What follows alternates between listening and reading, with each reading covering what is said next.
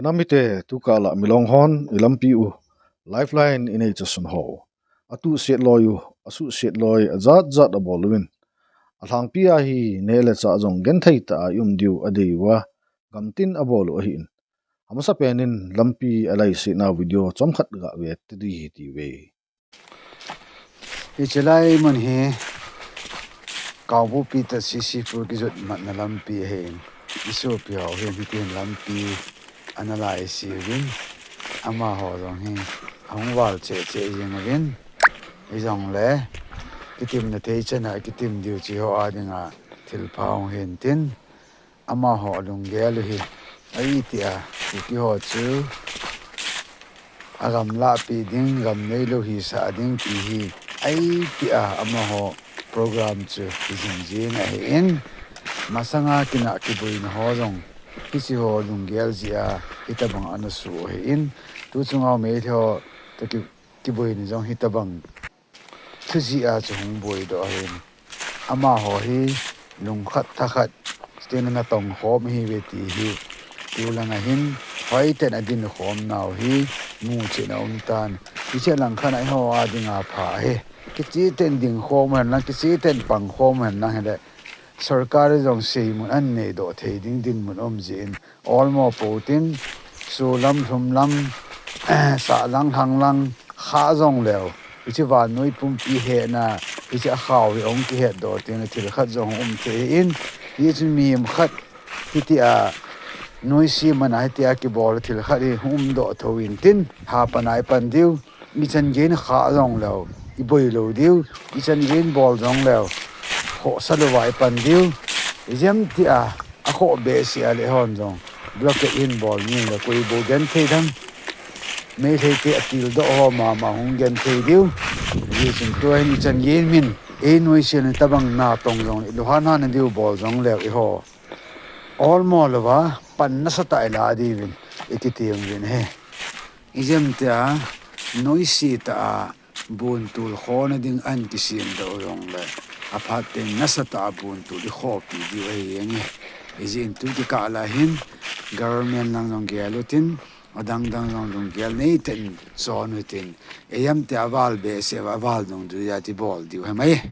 abanin keman bikom namching tengten horipu khlang eimi te lampi akhana video ga we kit hiti we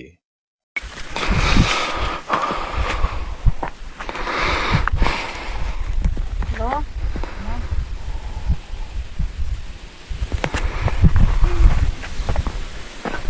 Cái gì làm gì vậy? Làm xin đấy.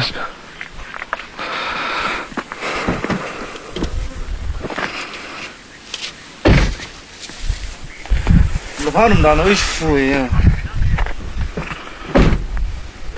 Nó phải nó khó. Nó khó không? Nó phải nó khó. hitia ilampi ho abolging na chungchun win FNCC te hi in ZUF ten jong hiti hin PRN bol kiduvin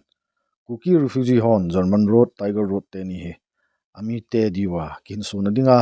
lifeline ahi atiu hi ZUF in akipampun adi lo ahi in jalengrong in pui nagami te thosim chon lekhan pu chon pa chon kizalo na ahi atiwin hi abanin noni lang 18 pi now video chomcha ga we kitari hiti ve tu ni lam kapat na kangui ka chiwa hele ani ki chi na jing no ne a tu nin ban pan ke ta ven kalu thei ta pu ven to he sangji khala kong kinung le gam ki ti ta asmin hi ta hi bol ta wa hele he hon jang pi bol wa pha ham elam tha ne yo siwa bon sang ke tai tin pi ta ji win lam kai hoi han lang nam pi hoi jong le lung gel khom do le lam tha na hi ta boy jing ding hi ta ji in a hi di in lam kai hon pan hen da ding in ki dei 7 ki tim ve tu na hi gari sagi get lang he kangui ka chiu hen ta he khong kinong le ri ta no ne kapal gal kai thei ta po ve hitia thilzo si asu si nomwin NSCN IMA Peter Kiti khat Lieutenant Colonel khanin meithlei asante rambai tengol lamkai ho lampi thua aki hopina audio viral ma jeng khat anglik kinin hi chilampi ho ki khana thu a ti hin EPP an sehitam hong ki ho kit honin hi chi asen hon audio chu chom khat ga ngai kit hi ti we tigo lahan ekhoi ai koina shi shinkap area da mokho ge uniform ga cheng shi sisto bi khremne bo ko adu mokho asham da lak tibe litan gi thok laga shangshak gi phungyer la laga phungyer gi a kada jat kera na hamatam teng no pal chat kini haina ha do karima pandu o asham da lan kriko hene ha gi mi tham gi ekhoi asham da ngai ni adu ashiri ekhoi di hujimok te ekhoi ayam ne de krung shubu ya da bo adu gi yarab di na khoi na lushin ko aina kangum yokra de pau pige kosam yokra de pau shi yokra ga cho lang se de lan se na khoi mi mari manga khuto shu kai din ko no khoi ne shining bu program le de a line pige hoje ojaro men han ai game sha khong na ba hamjon amabu haira masho ho ai wari shaki ko ha do tumin like ai number 2 da ebani santigil ne do musumana shashu cylinder gas cylinder puba trip ani chang khrna do ishida asmra forgi mete mi chama le sambungi ebani wari shara masho idi kanti amusulite ne mete mi chawere no khoibu kine mu khadda tumin thamashti luire ai no jaro men manda ai no phone to na juman sho ai mi chi hi ko hai ado kiruk malakre kangum jokre hardi ai anang sin pop pirak ni ai ongpai de le huji ko hujik se kara yogre haibano yamba mokhoi shi phungyer de lan khorni adu a choro da laklo sho kantik le de koi mokhoi phone chu phone mo je gari na ro khong na ro gari mapan mati pi shu yo pa shu yo ha de pote shu yo ha de adu na kangum jokre de kangum to shi de phungani gelambi ni ko oshi meja ka chendri gi na khoi me te ye le characteristic pung khai ne ba kangum jokre de na khoi mi mari manga ko khap to shi lag lag phar ga prang to khoi lushin du ya ko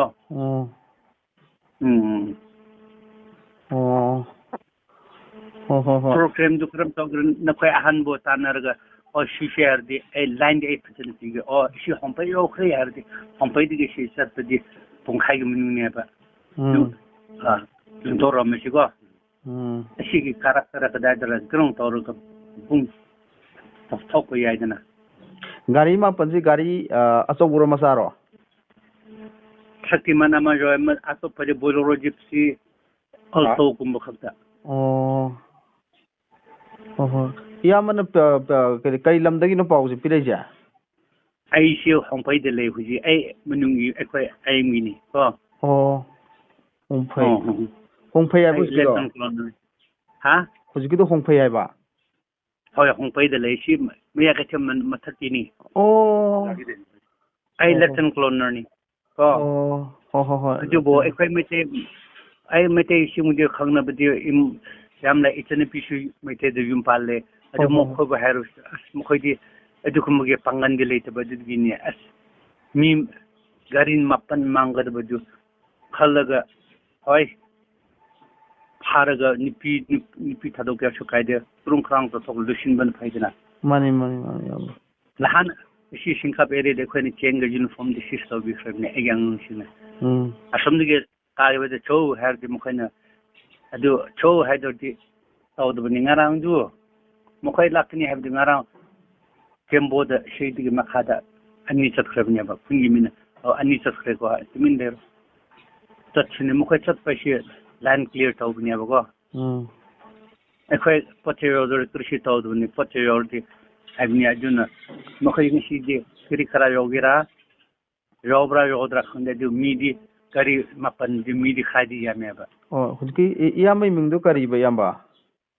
ai mami peter roman khong bra hajon jo roman ji kai lam sano ai sul lerong ten malom ni da lerong ten malom oi khana roman ma udi phajana khone context le nei bani ho ajuna nukhoi ba dum chin torga ki ho bi lemna thadu pudu ekhoi ai mình dù chỉ một cái phát để thắp sáng bây giờ được nè ai election cloner nè yamba nó khơi nè du kuma program layer đi contact on rồi cho lắc rẻ hay để nè chúng phone tàu được tarba tabra hoi da je na khoi na tong to di na ron chin mo romen ke number hairok mamang tabra tare yamba hairok mamang aduga takade lungthar mamang sambulam ga haina ma leidai ne ꯑꯗꯨꯒꯨꯝꯕ ꯑꯗꯨꯒ ꯍꯩꯔꯣꯛ ꯃꯃꯥꯡ ꯑꯗꯣꯝꯗ ꯃꯆꯤ ꯑꯗꯨꯋꯥꯏꯗ ꯊꯠꯀꯦꯔꯥ ꯑꯗꯨꯗꯩꯗ ꯑꯩꯈꯣꯏꯅ ꯐꯝꯕ ꯌꯥꯕ ꯅꯈꯣꯏꯒꯤ ꯁꯤꯠ ꯇꯥꯕ ꯖꯒꯥꯗ ꯅꯈꯣꯏꯅ ꯔꯦꯗꯤ ꯑꯣꯏꯌꯣ ꯇꯧꯒꯦ ꯍꯥꯏꯔꯗꯤ ꯑꯗꯣ ꯁꯤꯗꯩꯗ ꯄꯤꯔꯛꯄꯗꯤ ꯍꯧꯖꯤꯛꯀꯤ ꯍꯥꯏꯑꯦꯝꯒꯤ ꯂꯦꯐꯇꯤꯅꯦꯟ ꯀꯣꯂꯣꯅꯦꯜ ꯑꯍꯟ ꯑꯩꯒ ꯍꯧꯖꯤꯛ ꯐꯝꯃꯤꯟꯅꯔꯤꯅꯦꯕꯀꯣ ꯍꯣꯏ ꯌꯥꯝꯕ ꯑꯗꯨ ꯇꯧꯅꯦ ꯍꯣꯏ ꯌꯥꯝꯕ Okay. Hichia Peter to esante ke hona ahung lik dungzuya wang hi esante le melong ho hi phatecha ki thu hi tawi ti chu mu thein om tan e ho dinga chu nele cha phate ki su tu diu hi athupu pen akul pen chu a hi ta na hi hitia lampi aki khan ho thu a lamkai ho chunga vv hoven alung no mo naw ase na ho thu video neu khat hong undo kinin hi chu chom khat gal ve kit tadi hi ti ve so pite ho anangai vil na tun ha he na tha pha so pite ho na bon chaven anangai khayo sen na tha pha khan bol ringe anok man wa ana gel he vil na kingai lu so ke vin ji na chun hoi te enangai pi vin tun ha ken kan thu ka khat kan se de he ethi ikilung to thelu naw kan thu khat kan se de tua nagate hilang lampi elai tan pi wa ho he milong ten lampi elai tan pi hoi ehon tua he inga yeng na lai do ham ale ehon elai tan pi wa pha he lam ale epine ge lo ham na hon tua ama ho ano wa ade na wa ho sung pa wa thai le wa ho ni mai bol thai lo ama ko sung ai thai lo wa lam hon ano no e lo na dei na wa mo hun gel tem wo kha ve cha na gel thai lo wa la bang chun ke ho nong I ma cha ka nei lo hin he jong le he chalai lampi ki tu don dung zu ya ama ho no e tu tan pi le ho no I tu tan pi nga ya he lam kai ho he han lang gam noi ho he han lang ko hi yong le si I ge lo nga ya he I bon cha wa lung khat khana din khom do ta cha pa ka pa cha pa ti khom do I bol khom do kui ma cha am ho tha do lo de lam pi tu tan pi ding amon e bol na bang bol utin gal ni asu la so tan tin thum asu la so tan te bol chok taw te a thi a hing do chu hing do ti bol taw te ka ti he si ka te naw he bo ve chan choi tai ki phat hitia lampi kha jing wang wa hi ta cha pa hon jong gamsung thu le la bitna dingin boina mun lai ho a chun jing ben a khul tu jing ve ti a het sa naw video neu khat ga ve ki tri hi ti ve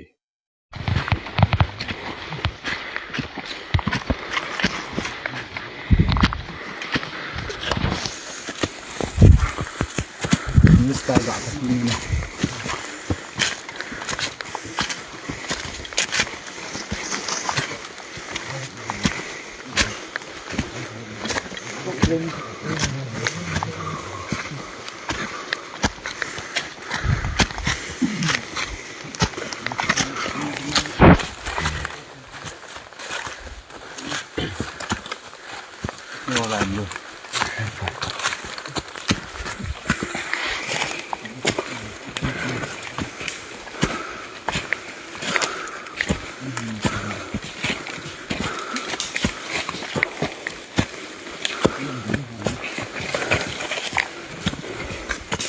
chỉ bé biểu đi à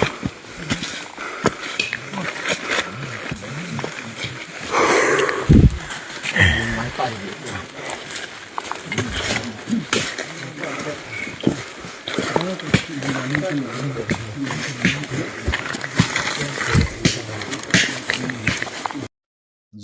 date 21st January 2026 ni chun Keno cabinet enjong thupi a hin nei jingni khawa patna koima lamka tu kangui cycle chule kangui cycle tu lamka hungna lang lampi chilewa le phal he tapoi tin thuso a hin bol ki duvin hi tu pet di awang hi nampi tenjong thuke se ho hi phate ji diwa te na hin kinein namlam kai honjong aphat sia lampi ho deibunga ki zo mat tu thei loji a